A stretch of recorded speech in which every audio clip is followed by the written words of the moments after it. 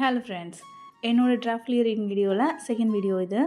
So இந்த வீடியோவில் நம்ம 2 கேக் டிசைன்ஸ் பார்க்க போகிறோம். ஃபர்ஸ்ட் ஒன் பாவ் பெட்ரோல் தீமில் 750 கிராம் கஸ்டமைஸ் பட்டர்ஸ்காட்ச் கேக்.